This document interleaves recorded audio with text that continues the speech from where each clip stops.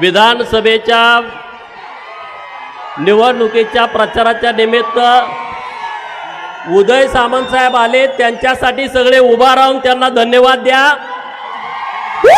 सगळेजण जोरात टाळ्या वाजवून त्यांना धन्यवाद द्या। 3 महिन्याच्या आतमध्ये आपल्याला त्यांनी MIDC दिलेले आहे। आता जरा घोटाळा झाला, आपलं हेलिपॅड झालं आश्रमावर, 20 मिनिटं गेली, त्यांना पुढे 4 सभा आहेत, परंतु महाराष्ट्रातली ही पहिली MIDC आहे, इतक्या कमी वेळामध्ये ती मंजूर झालेली आहे। कृपया बसून घ्यायचं आपण सर्वांनी। आता विरोधकांना कळालं असेल, उद्योग मंत्र्यांनी स्वतः येऊन सांगितलं की MIDC झालेली आहे, आता ते आज झोपत नाहीत का? झोपतील सांगा? आणि त्यांनी आंतरराष्ट्रीय दर्जाच्या ज्या कंपन्या आहेत त्याचा प्रकल्प देण्याचं आता मान्य केलेलं आहे। आणि त्यामुळे तुम्ही चिंता करू नका। संजय राऊतसाठी एकदा टाळ्या वाजवा आणि इथल्या शेतकऱ्यांच्यासाठी जोरदार टाळ्या वाजवा की ज्यांनी आपल्याला जमीन दिली।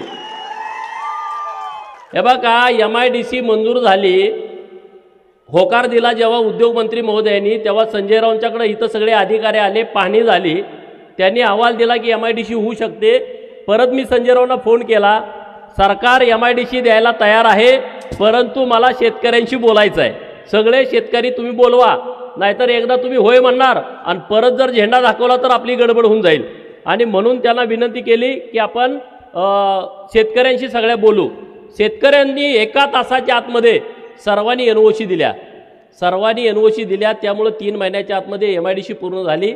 आता आपला दुसरी मागणी आहे सरकारकडं की जत विधानसभा मतदारसंघ हा क्षेत्रफळानं खूप मोठा आहे। आता आपण जिथं उमदीतनं बोलतोय तिथून सांगली किती किलोमीटर आहे? 150 किलोमीटर। हिंदूराव शेंडगे साहेब आहेत, सगळी त्यांची टीम आहे, इथून 150 किलोमीटर। आमचं एखादा RTOचं काम करायला आम्ही गेलो तर सांगलीत आमच्या ओळखी पाळखी नाहीत, तिथं एजंटाचा सुळसुळाट आहे। आणि म्हणून सरकारकडे आम्ही मागणी करतोय की MH58 हे जत झालं पाहिजे, बरोबर ना? MH58 जत, आपलाही ब्रँड वेगळा करू ना, आणि तो होऊ शकतो। मी कालच सगळी माहिती घेतली, MH57 पर्यंत RTO कार्यालय या राज्यामध्ये सुरू आहेत। MH58 हे जतचं झालं पाहिजे, ते वेगळं झालं पाहिजे, आणि त्याच्यासाठीचा मी पाठपुरावा करणार आणि ते मंजूर करून आणणार, त्याबद्दल तुम्ही अजिबात चिंता करू नका। दुसरा विषय, माझे सहकारी कालपासून फिरतायत या जत तालुक्यामध्ये, तर जवळपास आता माझ्याकडे आकडा आला 16 गावात एसटीच जात नाही। अजून काही गावं असतील, ती माहिती मी, माझे पत्रकार मित्र आहेत, अशी 16 गावं आहेत की त्या गावामध्ये आज 75वा आपण स्वातंत्र्य दिन साजरा केला तरी सुद्धा त्या गावामध्ये एसटी जात नाही। या गावात जर एसटी आत्ता जात नसेल तर तुम्ही सांगा, सोनलगी आपल्या बाजूला गाव आहे, या गावामध्ये एसटी येते का? सोनलगीची तर लोक आहेत, मी यादीच काढून आणलेली आहे, किल्ल्याळ आहे, सिंगणापूर आहे, कोणबगी आहे, कागनरी तांडा आहे, मुचंडी तांडा आहे, सोनलगी, प्रतापूर, गुळवंची, उमदी विठ्ठलवाडी, राजमानेवाडी, अंकले, बाज, बेळुंकी, डोरली, खलाटी, कारंडेवाडी असे अन्य गाव आहेत। आपल्या एसटी डेपोवरती इतका मोठा लोड आहे, इतके गावं त्याला कव्हर होत नाहीत, आणि म्हणून जत एसटी डेपो वेगळा आणि एक पूर्व भागामध्ये एक नवीन एसटी डेपो झाला पाहिजे, ही आपली मागणी आहे। मग ते कुठं करायचं ते आपण सगळ्यांच्या विचारानं ठरवू, मध्यभागी जिथं कुणाला सगळ्यांना सोयीचं होईल अशा पद्धतीचा एक डेपो आपल्याला करण्याची आवश्यकता आहे, आणि तो एसटी डेपो होणार। आपण जी मागणी करतोय ना, MH58 पण होणार जत, आणि एसटी डेपो पण नवीन होणार, त्याबद्दल तुम्ही निश्चिंत राहा, त्याबद्दल काळजी करू नका। उमदी परिसरातील, उमदी जिल्हा परिषद गटातील लोक इथं आहेत, काही जाडर बोबलात जिल्हा परिषद मधले आहेत, संघ मधले आहेत, दडीबडची मधली आहेत। तर तुम्हा सगळ्यांना माझी विनंती आहे, निवडणूक आता तुम्ही सगळ्यांनी हातामध्ये घेतलेली आहे, घेतले का नाही? निवडणूक ही लोकांनी हातामध्ये घेतलेली आहे, पुढचा गडी पैसेवाला आहे, त्याचा हिशोब सुरू आहे। आमच्याकडच्या कुठल्या कुणाला काय काय द्यायचं, अरे काय काय दिलं तरी लोक काही तुला मोकळा करतील, मतं तुला देत नाहीत। पैशाचा माज राजकारणामध्ये जास्त चालत नाही का? चालतो? भले भले पैसेवाले, मग तुमच्याकडे पैसे होते 2014ला विश्वजित कदम का पडले? तुम्ही इतके पैसे वाटले होते ना तिथं, का पडले? त्यामुळं आपण काळजी आता घेतली पाहिजे. ऊसतोड मजूर जो आपला बाहेर पडलाय तो प्रत्येक मजूर मतदाना दिवशी आपल्या बूथवरती आला पाहिजे. तुम्ही सगळ्यांनी काळजी घेतली पाहिजे की त्या सगळ्या मजुरांना आपण कसल्याही परिस्थितीमध्ये मतदानासाठी आणायचं आहे. कोण मुंबईला आहे, कोण पुण्याला आहे. इतरही काही पक्षातील सहकारी मित्र आपल्याबरोबर येत आहेत, त्यांचा सुद्धा सन्मान ठेवणं ही आपल्या कार्यकर्त्यांची जबाबदारी आहे, माझी जबाबदारी आहे. मी त्या सगळ्यांना विश्वास देतोय, तुम्ही आमच्या सोबत आलाय तर तुमचा सन्मान होईल, तुमचा कुठेही कसलाही अपमान होणार नाही, याची सर्वस्वी जबाबदारी आम्ही घेतोय. आमचे सगळे महायुतीचे नेते मंडळी स्टेजवरती बसलेले घेत आहेत. आता इथं मल्हार सिद्धाचं प्रसिद्ध मंदिर आहे, मल्हार सिद्धाचे पुजारी आहेत, ही मला वाटतं मल्हार सिद्धाचीच जागा आहे. तीर्थक्षेत्र ब चा प्रस्ताव मी पुजारी महोदयांना विनंती केलेली आहे की तुम्ही तीर्थक्षेत्र ब चा प्रस्ताव द्या. तो प्रस्ताव मंजूर करून आणून त्याला 5 कोटी रुपयाचा निधी उपलब्ध करून देण्याची जबाबदारी माझी आहे. आता मल्हार सिद्धाला एवढे लोक येतात, मला काही मुलं भेटली, सगळी एज्युकेटेड आहेत, शिक्षक वगैरे आहेत, आणि त्यांना मी विनंती केली, कर्नाटकामध्ये मठ खूप आहेत आणि त्या मठाची कॉलेज आहेत, त्यांची आर्थिक परिस्थिती चांगली आहे, तशी मल्हार सिद्धाच्या मंदिराची पण आर्थिक परिस्थिती चांगली आहे. तुम्ही शिक्षण क्षेत्रामध्ये लक्ष घातलं पाहिजे. तुम्ही फक्त लक्ष घाला, मी मंजुरी आणून देण्याचं काम करून देतो. आता हे एवढ्या मोठ्या जागा आहेत ना, यामध्ये एखादं एज्युकेशन हब तयार होऊ शकतं आणि त्याला लागणारी सगळी ताकद मी देतो. तुम्ही चिंता करू नका, अख्खं सरकार तुमच्या बाजूने उभा करतो. तुम्ही फक्त प्रस्ताव द्या, तुम्ही फक्त ठरवा हे करायचं आहे काय. तुम्हाला BMS कॉलेजपर्यंत करायचं ठरवलं तर मी मिळवून देतो, मंजुरी मिळवून देतो. तुम्ही चिंता करण्याचं कारण नाही. परवा भिवर्गीला गेलो, तिथं एक प्रसिद्ध मंदिर आहे, आता मला नाव आठवना त्या मंदिराचं, हा बेळण सिद्ध, मला वाटतं मल्हार सिद्धाचं आणि त्यांचं नातं आहे, वडील आहेत ते पण मंदिर खूप प्रसिद्ध आहे. आपल्या जत तालुक्यामध्ये गुड्डापूरचं दानम्मा देवीचं मंदिर 5 कोटी रुपयाचा निधी आपण उपलब्ध करून दिला. तत्पूर्वी 10 लाख रुपये सुद्धा निधी कुठल्या आमदारांनी तिथं दिलेला नाही. कर्नाटक सरकारने 11 कोटी दिले, आपण 5 कोटी रुपये तिथं 15 दिवसाच्या आतमध्ये उपलब्ध करून टेंडर करून काम सुरू झालं. लगेच परत तिकडं काळभैरवाचं मंदिर आहे बिळूरला, तिथले मला जीवनावर काका लक्ष्मण जगवंत साहेब भेटले की आमच्या मंदिराला 3 कोटी रुपयाचा निधी पाहिजे. आम्ही 3 कोटी रुपयाचा निधी उपलब्ध करून दिला. परवा मी उमराणीला गेलो, आप्पासाहेब नामत काका आमच्या भाजपाचे नेते आहेत, ते काय बोलले की दानम्मा देवीचं हे जन्मस्थळ आहे उमराणी, आणि म्हणून मी त्यांना शब्द दिला की तुम्ही सुद्धा प्रस्ताव द्या, तीर्थक्षेत्र ब मध्ये आपण हे मंदिर आणू आणि तिथं सुद्धा 5 कोटी रुपयाचा निधी आपण उपलब्ध करून देऊ. तुम्ही म्हणाल एवढा निधी द्यायला तू काय मंत्री आहेस का? मी मंत्री नाही, पण मी मंत्र्यांच्याकडून निधी आणू शकतो. मी जे शब्द तुम्हाला देतोय ना ते सगळे शब्द पुरे करणार. परवा वळसंगची मीटिंग झाली, वळसंगच्या तिथं एक दानम्मा देवी संगतीर्थ मंदिर आहे, तिथं तर लाखो लोक येतात आणि ते फॉरेस्टमध्ये आहे. मी तिथल्या सगळ्या लोकांना शब्द दिला, ती फॉरेस्टमध्ये जमीन आहे, तर पहिल्यांदा फॉरेस्टमधून जमीन देवस्थानसाठी आम्ही मिळवून घेऊ आणि मग त्याचा प्रस्ताव सादर करू. बनाळीमध्ये मी गेलो, बनाळीमधल्या लोकांनी म्हणलं की आम्हाला काही निधीच नाही. मी माझ्याकडे 30 लाख रुपयाचा निधी होता, तात्काळ दिला, त्यांचा तीर्थक्षेत्र बचा प्रस्ताव त्यांनी दिलेला आहे. मी का सांगतोय हे? राज्य सरकारच्या योजना आहेत. 2200 मंदिरांना, किती 2200 मंदिरांना आपल्या सरकारनं पुण्यश्लोक अहिल्यादेवी होळकर तीर्थक्षेत्र विकास आराखडा मंजूर केला आहे महाराष्ट्रातल्या 2200 मंदिरांना. आणि त्यामध्ये आपली मंदिरं पाहिजेत ना, एवढी पुरातन मंदिरं आहेत, लाखो लोक इथे येत आहेत. का नाही इथल्या आमदारांनी प्रस्ताव केले? का नाही तुम्हाला प्रस्ताव करण्यासाठी प्रवृत्त केलं? इतका मोठा निधी येणं बाकी होता, 5-5 कोटी रुपये निधी, मोठी कामं होऊन जातात. मी खलाटीला गेलो होतो काल, तिथं लखाबाईचं मंदिर आहे, लाखो लोक तिथे येतात, जायला रस्ता नाही, जायला रस्ता नाही. हे सगळे जे विषय आहेत ते विषय आपल्याला मिटवायचे आहेत. नुसती आमदारकी मिरवायला नसते, नुसती आमदारकी मुर्मीकरणाचे रस्ते करून पैसे खायला नसते, नुसती आमदारकी दिखावापणा नसतो, त्या आमदारकीतून काम व्हायला पाहिजे मित्रांनो. आता उदय सामंत साहेब इतक्या गडबडीत गेले, आमच्या सहकारी मित्रांचा सगळ्या प्रवेश होता, मी तुमची माफी मागतो. आता आणि परत मंत्री येणार आहेत, त्यांच्या उपस्थित कार्यक्रम घेऊ. तुम्ही म्हणा असं का झालं, करू ना. हां, आमचे सहकारी मित्र आज आपल्याला साथ देण्यासाठी भाजपामध्ये प्रवेश करतायत. भारतीय पार्टीबरोबर जनता पार्टीबरोबर येण्याचा त्यांनी निर्णय घेतलेला आहे। मी त्यांना पार्टीच्या वतीनं इतकंच आश्वस्त करतो, तुमच्या गावामध्ये जी कामं आहेत, तुम्ही लोकांना शब्द दिलाय किंवा माझ्या विधानसभेसाठी लोकांना शब्द देणार आहात, तो शब्द पूर्ण करून देण्याची जबाबदारी आम्ही सगळे पार्टीचे लोक घेतोय आणि तशा पद्धतीनं आम्ही तुम्हाला त्याचा उत्तर निश्चितपणे देऊ। आता बरेच सगळे भागातून मंडळी आलेले आहेत, विस्तारित मैशाळ योजनेचं काम सुरू आहे आणि ते काम पूर्ण होण्याच्यासाठी अधिकाऱ्यांच्याकडे पाठपुरावा करणं, तिथल्या कॉन्ट्रॅक्टरकडे पाठपुरावा करणं, पैशाचा तर सगळा विषय मिटलेला आहे, ते सगळे विषय आपण व्यवस्थितपणे मार्गी लावून देऊ। आता जातीवाद गोपीचंद करतोय असा एक सुरू आहे। आमच्या मतदारसंघामध्ये जातीवाद नव्हता आणि गोपीचंद आल्यामुळे जातीवाद सुरू झालाय असं काय काय पुढारी म्हणतायत। तुम्हाला मतं दिली आमच्या लोकांनी तेव्हा जातीवाद नव्हता, बरोबर? तुम्हाला मतं देऊन एवढ्या वेळा आमदार करतोय, झडपीला पाठवतोय, मार्केट कमिटीला पाठवतोय, जिल्हा बँकेला पाठवतोय, आमचा पोरगा कोणी उभा राहत नाही, तेव्हा आमचा जातीवाद नाही। लोकसभेला कोणी संजय काकाला, कोणी विशाल पाटलांना मतं दिली तेव्हा आमचा जातीवाद नाही। अरे मग आम्ही उभा राहिलं का जातीवाद सुरू होतोय? आणि लिंगायत आणि धनगरांचं पहिल्यांदा महाराष्ट्रातलं कॉम्बिनेशन जतमध्ये होतंय, या प्रस्थापितांचं लक्ष लागलंय, प्रस्थापितांचं लक्ष लागलंय। अरे हे गणित फार मोठं मांडलंय, मी तुम्हाला सांगतोय हे गणित तुम्ही यशस्वी करा।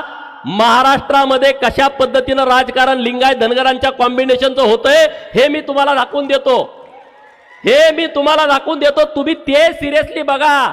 आता म्हणे गोपीचंदला पाडायचा, लिंगायत समाजाच्या मतामध्ये विभागणी करायची। अरे लिंगायत समाज हुशार आहे, त्यांना राजकारण चांगल्या पद्धतीनं कळतंय आणि मला इथं उभा करायला कोण भाग पाडलं? धनगर समाजाची माणसं माझ्याबरोबर तर आहेत 100%, पण मला इथं उमेदवारी करायला भाग पाडलं डॉक्टर रवींद्र आरळींनी, मला इथं उमेदवारी भाग करायला भाग पाडलं संजय तेलींनी, नंतर सुभाष गोब्बी, चंद्रशेखर गोब्बी, आप्पासाहेब नामत काका, नंतर इकडं आपले माळी साहेब माडग्याळचे, इकडं बेंडोळगीचे चेअरमन आपले बोरामणी चेअरमन, तिकडं आरके पाटील त्यांची मुलं, जीवनावर काका, लक्ष्मणराव जगगोंड, तिथं रमेश बिरादार सर आहेत। अरे किती मंडळ आहेत।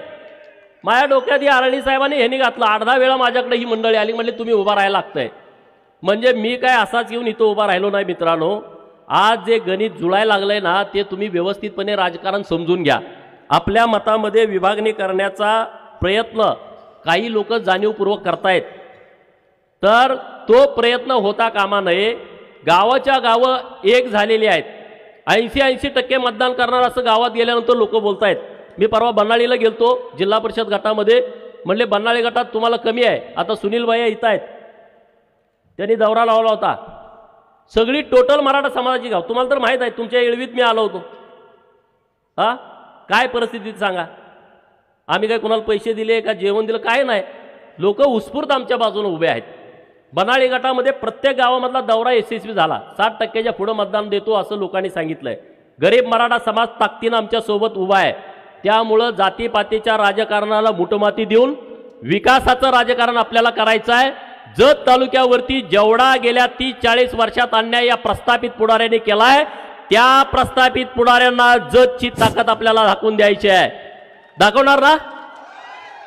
जिल्ह्याचं राजकारण जतमधनं झालं पाहिजे, जिल्हा परिषदचा अध्यक्ष ठरवण्याची क्षमता तुमच्यात आहे। आम्ही म्हणतोय आम्हाला सभापती पद द्या, आणि तुम्हाला जोडीला आमच्या खानापूर आटपाडीतल्या 2-4 सीटा तर आहेत ना, तुम्ही राजकारण तुमच्या हातामध्ये घेऊ शकता, इतकी ताकद जतमध्ये आहे।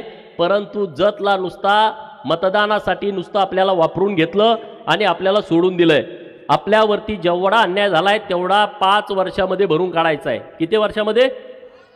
एखाद्या क्रिकेट कुणाकुणाला आवडतं बोटवर करा, अरे बऱ्याच जणांना आवडतं। एखादी मॅच अशी असते की 1 बॉलमध्ये 6 रन काढायचे, बरोबर?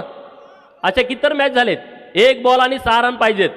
मग आपण सारखं देवाचा दावा करतो, देवाचं नाव घेतो, आपण ज्याला मानतो त्या देवाला, बिरोबाला मानत असाल, सिद्धनाथाला मानत असाल, मलकार सिद्धाला मानत असाल, बाळूमामाला मानत असाल, ज्योतिबाला मानत असाल, आपण अरे बाबा देवा देवा देवा आमच्या इथं आमचा जो खेळाडू खेळतोय त्याच्याकडून 1 सिक्स जाऊ दे, ते सोपं आहे 1 बॉलमध्ये 6 मारणं। पण आपल्या पुढं असं अडचण आहे, 1 बॉल आहे 7 रन पाहिजेत। किती? जतच्या विकासाच्या बाबतीमध्ये आपल्याकडे 1 बॉल आहे आणि 7 रन पाहिजेत, 1 नो बॉल तर गेला पाहिजे नाहीतर व्हाईट बॉल तर गेला पाहिजे आणि मग आपल्याला 6 मारायचा आहे आणि तो 6 आपण तुमच्या पाठिंब्यावरती मारणार आहे. आता आपण काय म्हणतोय, जयंतरावनं निधी पळवला, बरोबर ना? आता आराराबा आणि पतंगराव साहेब तर नाहीत, त्यांच्यावरती आपल्याला काय बोलायचं नाही, पण आता जयंतरावनी निधी पळवला. आपण सगळे म्हणतोय, तुम्हाला हे मान्य आहे का नाही? जयंतरावनं निधी पळवला हे तुम्हाला मान्य आहे का? मी तुम्हाला सांगतो, तुम्ही मला इथला आमदार करा, महाराष्ट्रामध्ये महायुतीचं सरकार येतंय, जयंतराव बोंबलला पाहिजे, माझा निधी जतला पळवला. बोंबलल की नाही?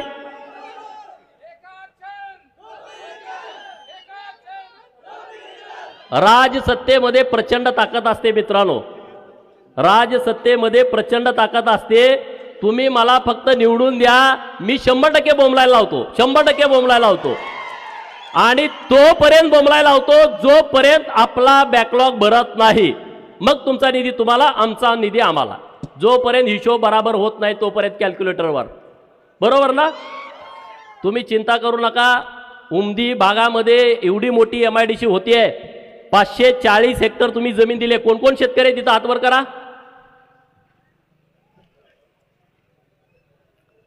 तुमचं मनापासून आभार, धन्यवाद. तुम्ही खूप चांगला निर्णय केलाय.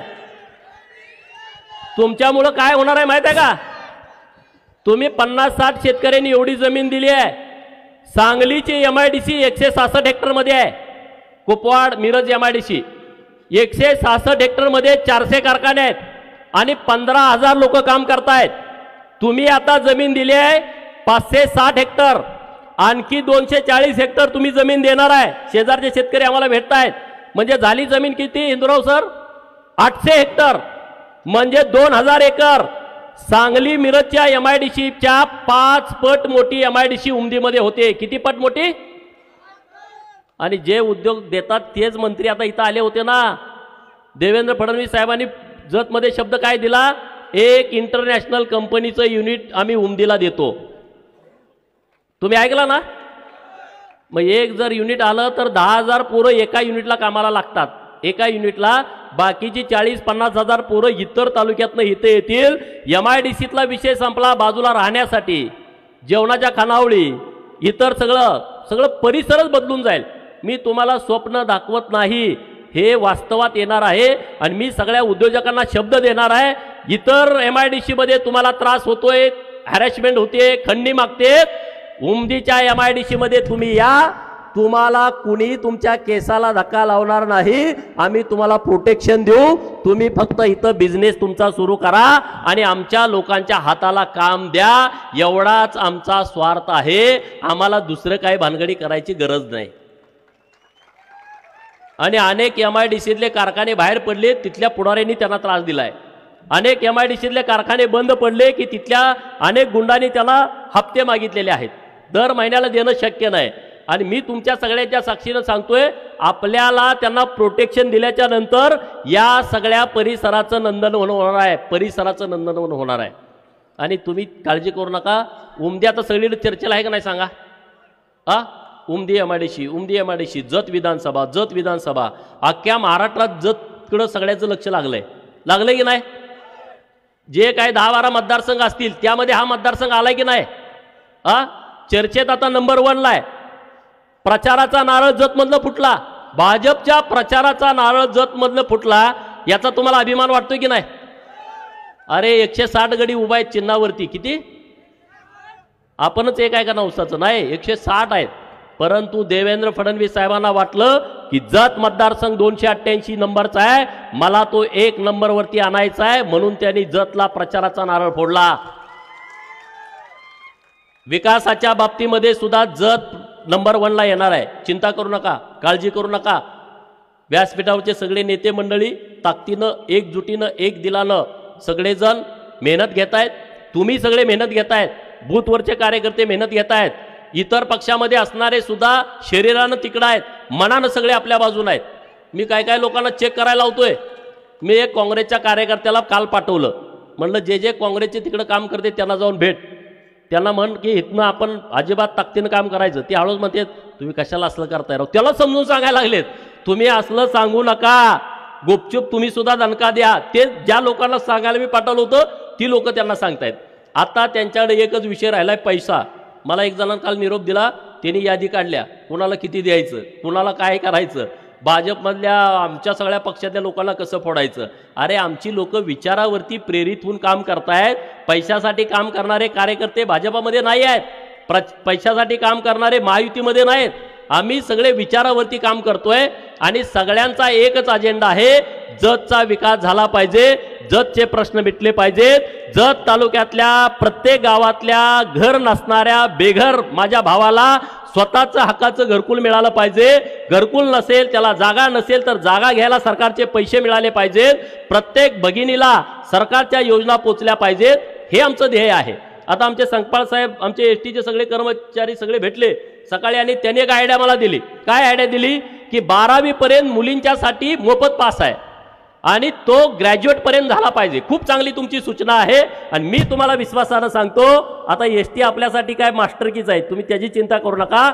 महाराष्ट्रातल्या मुलींच्यासाठी ग्रॅज्युएट पर्यंत शिक्षण घेणाऱ्या मुलींना पास मोफत झाला पाहिजे. यासाठी 25 तारखेला आमचं सरकार आल्यानंतर, मुख्यमंत्री पदाची सरकारची शपथ झाल्यानंतर मी पहिल्यांदा त्यांच्याकडे जाणार आणि हा मुलींच्यासाठी निर्णय करून घेणार म्हणजे घेणार. तुम्ही अजिबात चिंता करू नका.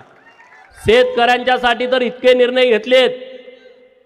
हे बघा, इथं कोण आहे का असा मंडपात की ज्याला केंद्र आणि राज्य सरकारची कुठलीच योजना मिळाली नाही, असं कोण आहे? हात वर करा. कोणीच नाही. एक तर कोविडची लस तर आपण सगळ्यांनी घेतल्या. तुम्ही म्हणाल आमदार आहे, तुम्ही पण सगळा लाभ घेताय का? मी सगळा लाभ घेत नाही. आमची आई शिकली नाही तरी आई खात्यावरती पैसे आले का म्हणते, अरे खात्यावर पैसे आलेत काढायचं का नाही? नाही म्हणलं मी ते परत पाठवायचे आहेत. मग ते हात लावत नाही तिथं. मी आमदार आहे, मी नाही घेतला पाहिजे कुठला सरकारचा निधी, बरोबर की नाही? परंतु मी एक लाभार्थी आहे, मला कोविडचे 2 डोस मिळाले, ते फुकट मिळालेले आहेत केंद्र सरकारच्या पैशातून. माझा जीव वाचलाय म्हणजे मी लाभार्थी आहे का नाही? मग हे सोनिया गांधीजींना पण 2 डोस दिलेत, हे राहुल गांधीजींना पण 2 डोस दिलेत, शरद पवारांना 3 डोस दिलेत. 2 डोस आणि 1 बूस्टर डोस. तरी सुद्धा ते म्हणतंय केंद्र सरकार काही काम करत नाही. ते फोटो तुम्ही बघितला नाही साहेबाचा इंजेक्शन मारतानाचा? हा, म्हणजे तुम्ही भाजपच्या केंद्र सरकारचे लाभार्थी आहे मित्रांनो, प्रत्येक माणूस आहे. आता इथं वीज बिल माफ कोणाकोणाला झाला हात वर करा बघा. अरे काँग्रेसवाल्यांचं पण झालंय, त्या शेतकऱ्यांनी खरं तर विचार करायला पाहिजे. शरद पवारांच्या राष्ट्रवादीत काम करणाऱ्या शेतकऱ्यांनी पण विचार करायला पाहिजे. वीज बिल माफी कधीच होणार नाही असे काँग्रेस राष्ट्रवादीवाले म्हणत होते. राष्ट्रवादीवाले म्हणजे शपचे, इकडं अपचे आपल्या सोबत आहेत, तर कधीच होणार नाही असं म्हणत होते. आता झालं नाही? तुम्हाला आलं का नाही बिल नील म्हणून? थकबाकी 0 महिन्याचं लाईट बिल 0 7.5 HP पर्यंत. 3 HP मोटारी कोणाकोणाच्या आहेत? 5च्या आणि 7.5च्या? 7.5च्या कोणाकोणाच्या आहेत? आणि 10च्या कोणाच्या आहेत? तुम्ही हात घ्या. 10चे HP, 10 HP. तेव्हा 3 गडी आहेत. हे जरा सावकार गडी आहेत. अख्ख्या मंडपात तुम्ही 3घच आहे. तुम्ही जरा प्रगतशील बागायतदार आहात. तर साहेबांना विनंती करतो, 10चं बी गडी काय काय राहिलेत त्यांच्यासाठी पण योजना आणली पाहिजे. बरं, का निर्णय घेतला? 1 वर्षाच्या आतमध्ये सोलरवरती आणतंय सरकार. आपलं सरकार ज्या योजना आणतंय ना, अत्यंत हुशारीनं आणतंय. एवढा बोजा सरकारवर पडत नाही. जेवढी सबसिडी देत होती ना, आता 16,000 कोटी रुपये द्यायला लागतात एक्स्ट्रा सरकारला. 56,000 कोटीचं वीज बिल माफ केलंय. किती? तुमच्या थकबाकी होत्या त्या 56,000 कोटीच्या होत्या, ते सगळं माफ करून टाकलं आणि 1 वर्षाच्या आतमध्ये सगळं सोलरवरती येत आहे. तुमच्या आता गावात लाईट रात्री येते नाही आणि सकाळी जाते, आपल्याला रात्रभर शेतात जावं लागतंय. हे 6 महिन्याच्या आतमध्ये सगळं बंद होणार आहे. आपल्या सांगली जिल्ह्यामध्ये हायेस्ट सोलरचे टेंडर झालेत, हायेस्ट. ही काय योजना आहे? आपल्या गावातला फिडर आपल्या गावातच सोलरवरती, आपल्या गावातच वीज तयार होणार. आपण कोयनेत पाणी कमी झालं म्हणून वीज कमी येत्या, आपण किती वेळा ऐकलं. पाऊस पडला नाही म्हणून वीज कमी येते. आता ते बंद. आता सकाळी 7ला लाईट येणार, संध्याकाळी 7ला लाईट जाणार. तुम्ही मालिका बघून जेवत जेवत मालिका बघून घरी झोपणार निवांत, तुम्हाला रात्रीचं शेतात जावं लागणार नाही. योजना चांगली आहे की नाही सांगा? एवढी बेस्ट योजना आणलेली आहे. आता तुम्हाला 2 डाम 3 डाम कनेक्शन घ्यायची गरज नाही. आता सरकारनं सगळ्यांना सोलर द्यायचं ठरवलंय. 3 HP सोलर तुम्हाला पाहिजे 17,000 रुपये भरायचे.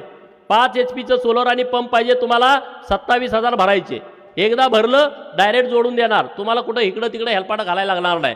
आता तुमचे डीपी चालतात. डीपी 2-2 महिने मिळत नव्हते. काल सुसलाची पोर आहेत का इथं? बघा हिंदूराव शेंडगे साहेब काल सुसलाचा डीपी जाळला होता. ह्याने मला मेसेज केला संजय रावनी 63चा डीपी आहे 100चा द्या. मी लगेच एका दिवसात पाठवून दिला. गडी सगळं बिघाडलं, त्याला डीपीच जोडू देणार. 3 तास त्यांचं भांडण. बरोबर ना? फाईट झाली तिथं. आमदारांना वाटलं माझ्या गावात 63चा डीपी 100चा कसा काय आला मला न सांगता. हे यासाठीच गोपीचंद इथं उभा आहे. यासाठीच उभा आहे गोपीचंद. उभा यासाठीच आहे की शेतकऱ्यांना 2-2 महिने तुम्ही वाट बघायला लावता. 2-2 महिने. अरे 2 महिने डीपी जाळल्यानंतर TC जाळल्यानंतर तिथं राख होईल त्या पिकाची. काय राहील 2 महिने TC नसल्यानंतर? आणि तुम्ही अधिकाऱ्यांना पण माझ्या सूचना आहेत MSCBच्या, तुम्ही आमच्या शेतकऱ्याला गाडी घेऊन यायला होता डीपी न्यायला. सरकार भाडं देतंय तुम्हाला. येथून पुढं जत तालुक्यामध्ये कुठलाही ट्रान्सफॉर्मर देताना TC देताना शेतकऱ्यानं गाडी भाड्यानं करून जाण्याची आवश्यकता नाही. त्या सरकारच्या पैशात तुम्हाला येऊन जोडायचे आहे.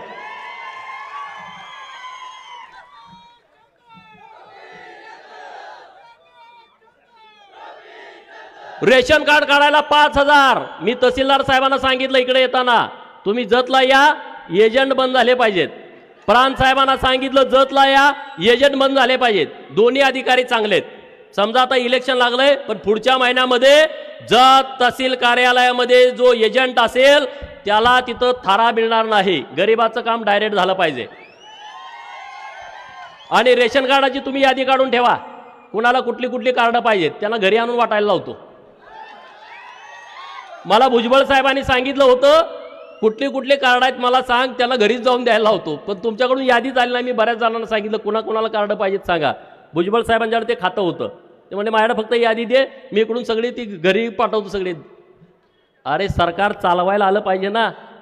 आमदारकीचा वापर योग्य करायला आला पाहिजे. मी तुम्हाला शब्द देतो दर महिन्याला जत तहसील कार्यालयामध्ये आपल्याला जनता दरबार घ्यायचा आहे. दर महिन्याला तुम्ही मला आमदार निवडून दिल्यानंतर एका बाजूला सगळे अधिकारी DYSP, प्रांत साहेब, तहसीलदार साहेब, PI साहेब, BDO, पंचायत समितीचे सगळे अधिकारी सगळ्या खात्याचे, बांधकाम असेल MSCB असेल, तुम्हाला पाहिजे ते जलसंधारण जलसंपदा ग्रामविकास कुणी. एका बाजूला अधिकारी, ग्रामसेवक अण्णासाहेब, तलाठी अण्णासाहेब, इकडं माझी तालुक्यातली जनता. तुमचा कोणाचा प्रश्न आहे समोरासमोर उत्तर. माझी नोंद झाली नाही का नाही झाली? बरोबर ना?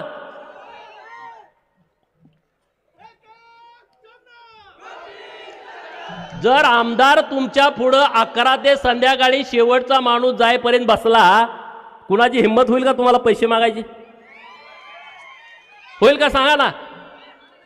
अरे तुमच्यात आमसभा पण झाल्या नाहीत, आढावा बैठक पण झाल्या नाहीत. मी आढावा बैठक मागे घेतली होती. आढावा बैठक व्हायला पाहिजे, नाही झाली. आमसभा व्हायला पाहिजेत, नाही झाल्या. मी सांगतोय तुम्हाला, मी अजेंड्यात लिहिलंय माझ्या, प्रत्येक महिन्याला जनता दरबार हा तहसील कार्यालयामध्ये असेल. सरकारी इंतमामात. काही चिंता करू नका, काही काळजी करू नका. मी तुम्हाला पिक्चरची स्टोरी सांगत नाही. मी जे वास्तवात काम करणार आहे तेच मी तुम्हाला सांगतोय. आणि मग जे गडी विरोधात आहेत त्यांना जाऊन संध्याकाळी भेटा. एक एक कटवाई गडी तिकडे आहे तो. कुणाकुणाचं दोस्त काँग्रेसमध्ये हातवर करा. किती जण आहे राव तुम्ही? हिंदूराव शेंडगे साहेबांनी केलेत बरेच गडी गोळा. तुम्ही तिकडे जे दोस्त आहेत का नाही त्यांना जरा सांगा समजून. इथल्या इथं तुम्ही 1-2 माणसं कटवा, तिकडे डिपॉझिट राहत नाही. काय त्यांनी करायचं ते करू द्या.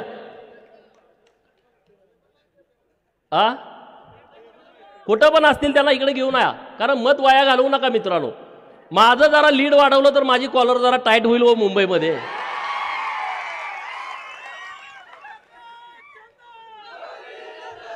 बऱ्याच गड्यांना प्रश्न पडला ह्यो निवडून येतोय का नाही. त्यांना इथं एवढं रान फाटलेलं वर माहीत नाही. बरोबर ना? एवढं रान फाटलेलं त्यांना माहीत नाही. पण आता 23 तारखेनंतर आपला धुमाकूळ होईल राज्यभरामध्ये.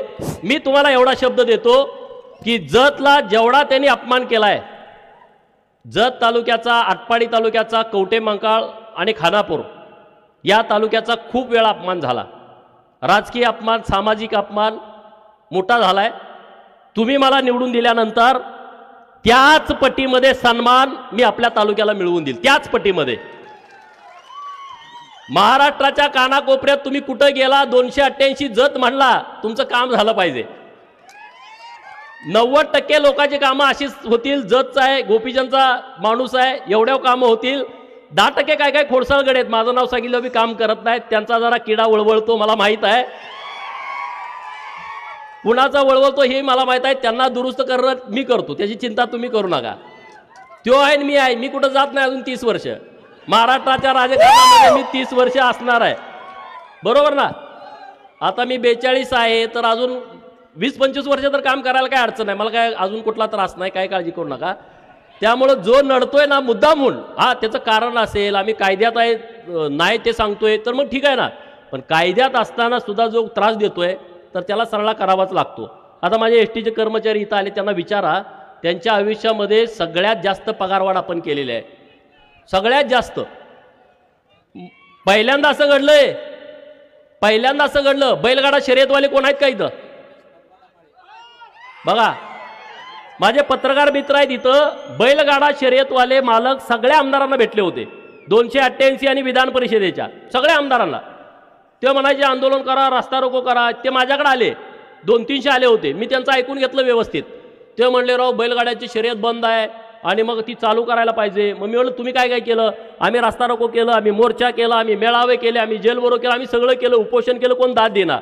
बरं ठीक आहे म्हणलं, मला जरा मी सगळी डिटेल माहिती घेतो आणि आपण एक आंदोलन करू. परत दुसऱ्यांना मी त्यांना बोलवलं, तोपर्यंत मी डिटेल माहिती घेतली. डिटेल माहिती काय होती? 39 लाख देशी गोवंशाची बैल कत्तलखान्याला गेली होती. किती? 39 लाख बैल. मग त्यांना मी सांगितलं आपण एक आंदोलन करू. कुठलं आंदोलन? बैलगाड्याची शर्यतच भरवू, हेच आपलं आंदोलन. बैलगाड्याची शर्यत भरवली. 8 दिवस अख्ख्या राज्यभर देशभर चर्चा झाली. 8व्या दिवशी बैलगाड्याची शर्यत चालू झाली. झाली का नाही? 8व्या दिवशी बैलगाड्याची शर्यत चालू. त्याचा फायदा काय झाला? आज गावागावामध्ये बैलगाड्याच्या शर्यती सुरू आहेत. बैलगाड्यावरती तिथं चिरमुरे विकणारे, फुटाणे विकणारे, मेवा विकणारे, गुलाल विकणारे, कासरं विकणारे, व्यसन विकणारे, नंतर तिथं वडापाववाले, आपल्या भुईमुगाच्या शेंगा विकणारे, ज्यूस विकणारे, सरबत विकणारे, उसाचा, किती लोक त्याच्यावरती अवलंबून आहेत बघा ना. एक कुटुंब नुसत्या शेतकऱ्याचं नाही, त्याला रिलेटेड सगळी लोक आता आणायला लागली, बरोबर की नाही. आणि बैलाचे दर काय वाढले? अरे बकरा माडग्याला जातोय 2 लाखाला आणि बैल जाता 10,000ला. माडग्याला मेंढर कुणाकुणाच्या घरी आहेत? माझ्या घरी मेंढ्या आहेत 1 लाख 1.5 लाख रुपये किमतीच्या आहेत. आमच्याकडे काय काय गडी आहेत 5-5 लाखाला विकतेत. बकरं एवढ्याला जात होतं आणि बैल जात होता 10,000ला. आता मला आनंद या गोष्टीचा आहे, माझ्याच गावातला एक पोरगा आहे दत्ता पाटील पंच, इथलं ते इकडं मित्र आहेत त्यांचे. मी मुंबईमध्ये मंत्रालयात होतो. रवी चव्हाण साहेब मंत्री महोदयांचा एक मित्र आहे संदीप माळी, ते मला भेटले. ते मला म्हणले अहो तुमच्या गावाल्याला सांगा की मला बैल देणार. मी म्हटलं काय झालं सांगतो की मी पण जरा. त्यात काय म्हटलं बैल द्यायचा आहे नुसता. मी म्हटलं सांगतो फोन करून. अहो म्हणला मी 50 लाखाला बैल मागतोय आणि तो 75 लाख रुपये म्हणतोय. मागच्या महिन्यातली गोष्ट आहे. 50 लाखाला मी बैल मागतोय आणि तो 75 लाख म्हणतोय. अरे फॉर्च्युनर गाडीची किंमत 53 लाख आहे आणि माझ्या बैलाची किंमत आहे 75 लाख रुपये. हे आंदोलन आम्ही केलं, हे आंदोलन आम्ही केलं. विरोधक म्हणतो ह्यांचं काहीतरी जास्त. अरे आम्ही हे काम करतो. महेदादा लांडगे भेटले मला परवा. सलगरमधला त्यांना एक बैल पाहिजे होता. तो काय असा पळणारा बैल नव्हता, त्यांच्याकडे काळा बैल आहे तसा सेम बैल ह्यांच्याकडे होता. आता त्याची किंमत इथं 1 लाख असेल, ते म्हणले 5 लाख देतो तरी पण हे गडी देणार. ते म्हणले त्याला सांगायचं समजून. म्हणजे किती बदल झालाय आपल्या शेतकऱ्यांच्या जीवनामध्ये सांगा ना, एका बैलगाडी शर्यत चालू होण्यामुळं. आणि म्हणून आता माझी सरकारकडे मागणी आहे, महाराष्ट्र केसरी कुस्तीची जशी स्पर्धा असते तशी बैलगाड्याची महाराष्ट्र केसरीची स्पर्धा झाली पाहिजे. महाराष्ट्रामध्ये तालुक्यात झाली पाहिजे, परत जिल्ह्यात झाली पाहिजे, परत विभागीय, परत महाराष्ट्राची. होऊ द्या ना, देऊ द्या दणका. शेतकऱ्याच्या घरात जाऊ दे, 1-1.5 कोटी रुपये काय बक्षीस सरकारला बोलते. आणि ही मागणी आपण आता सरकारकडे लावून धरू. नुसती लावून धरू नाही, ती सरकारकडून मान्य करून घेऊ. गावातल्या लोकांच्यासाठी आपल्याला करायचं आहे काम. बोलण्यासारखे बरेच विषय आहेत. आमचे जे सगळे सरपंच मंडळी आहेत त्यांनी व्यासपीठावरती यावं, त्यांचा आम्ही सन्मान करावा. आपल्या मान्यवर लोकांनी या सगळेवर. सर सर शेठ, एक खूप महत्वाचं काम आहे. एक गरीब लिंगायत समाजाचा